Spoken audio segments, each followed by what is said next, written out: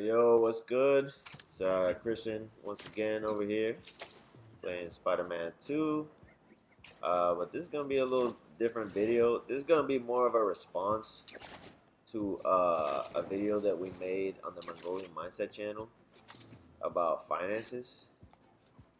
We did the video to basically give everybody tips that they could apply for themselves, and we made it proportional um, to everybody's income so that you can follow these like little tenants or whatever.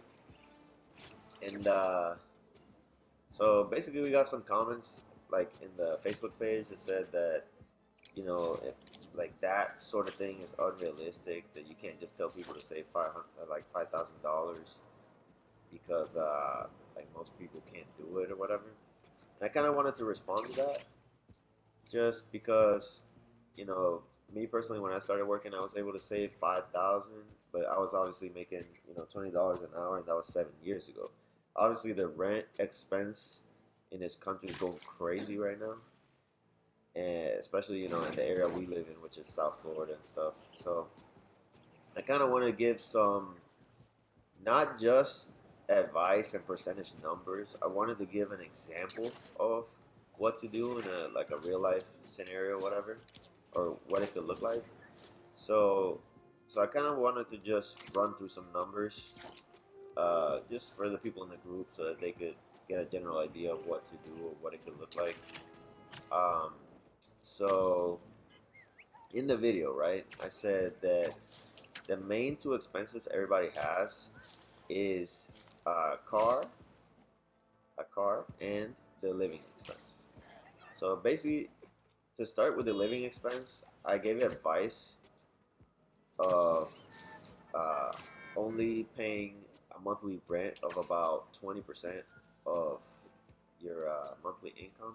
But obviously, as you make less income, you're kind of forced to go higher than that. So I wanted to give an example of somebody who was paying, like 30%. Let's say, like, worst. I would say that's the worst you could do and still save money, right? Like 30%. So let's do I have a calculator over here. Let's do a 3,500 a month um, after taxes, obviously. So an effective income level, not you know I'm not accounting for money that gets taxed because you can't use it, right? So 30% of 3,500 would be about 1,050, right? Oh, I just broke my damn pen. Okay, so 3,500 a month, and then you're paying 30%, right? Worst case scenario. So that would be 1,050. So write that down. So you got 1,050 in rental expense, and that's after you pay like your renter's insurance, after you pay like your little parking fee or whatever. It needs to be 1,050. Now I know what people are gonna say. They're like, oh my god, that's so unrealistic. Like you can't find rent for 1,000 anymore, especially in Florida or whatever. I'll say you need to get a roommate, like we said in the video. Like, numbers and numbers. I know, like, you'll probably say, like, oh, I can't live with roommates. I can't do that. Or what is my family gonna say if I live with a roommate and I'm in my 30s? All right, bro, you can't listen. You can't listen to people and get ahead, bro. It's like I said in the video. Like, social pressure is gonna hold you back so much if you don't just do the practical thing that you need to do to actually get ahead. Like, bro, just think, okay, this is a temporary step I'm gonna take while I get my stuff together and figure out how to make more money. Okay, so you go ahead and you get a roommate, you split the rent, and your rent's 1,000. Okay, that's what you need to do. If you make that type of money, if the money you're making isn't enough, that's what you need to do. So 3,500 minus 1,050. Okay, so that leaves you with 2,450. Okay, 2,450. Now, as far as car, right? So car, I gave advice that the yearly price, no, I mean, the price of the car needs to be half of your yearly income before taxes. Okay? So basically, if you make $3,500, I would recommend you get a car of like 23,000 or less. In fact, 23,000 is the upper range. I don't even recommend that. Like, get a car for like 18 grand, like the loan amount after you get out of the dealership and they rail you with dealership fees and all that they're gonna do. 18 grand, right? Now the payment on 18 grand on a loan, we could calculate that. We'll go to handy dandy car loan calculator, right? Let's say let's say 19 grand. Let's say like, or let's say maybe we can even say 20 grand because I know like a lot of people won't even buy a car nowadays for 18 grand because it's too old or too messed up or whatever. So let's just say 20 grand.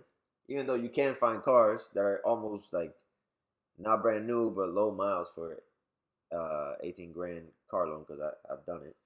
So okay, so 20,000, and let's say you get 72 months at 7% because you plan to essentially, what I say is you should get a longer time frame for these costs because that allows you to control um like when you pay. Like, let's say you wanted to pay it early, you would just pay extra on it.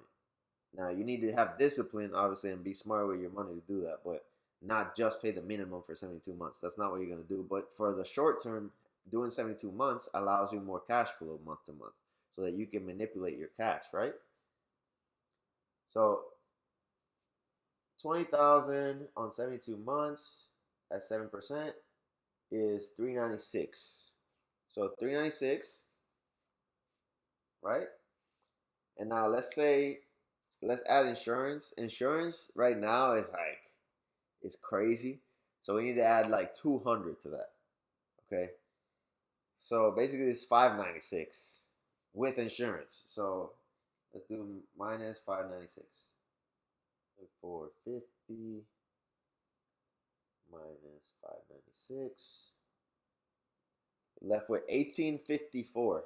So now you paid all your crazy fixed expenses already, the main two, and you got 1854 left over. Okay? Now, this is my thing, right? So your savings rate is malleable, meaning like you choose what you want to save a month, right? Best case scenario is like excellent scenario, you're saving like 25% or whatever. Or like, let's say you can only save, for whatever reason, 15% of that, right? So 1854 times 0.15, that's $278 a month. So basically, like, let's call it even 300. Like, let's say you're saving 300 a month. Okay. So 300 a month times 12 is $3,600. So essentially, like, even if you make, 3,500 a month effective, right? You can still save money. It's just right now it's very tough, and that's only with a 15% savings rate after fixed expenses.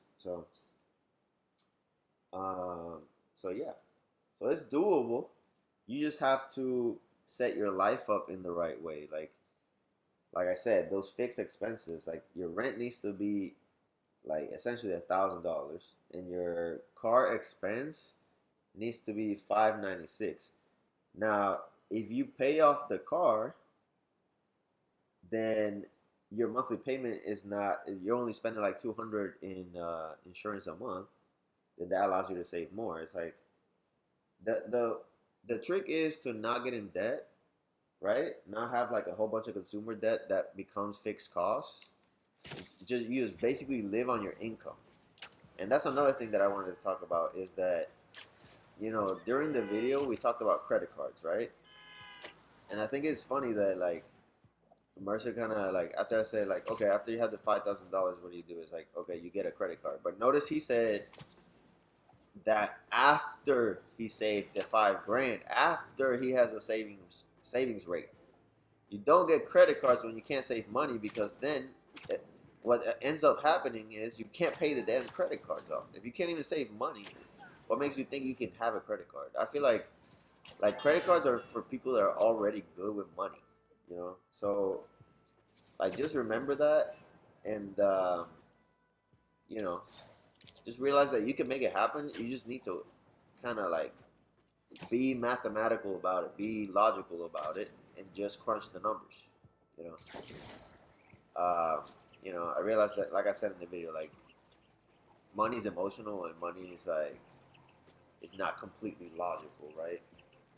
But if you have after fixed expenses, if you have 1854 left over, you can account for that emotion by just allowing yourself like 10% extra money for just extra like random spontaneous expenses that might take on for whatever reason. Okay, so that's it, man. Like it's doable. Like just do it.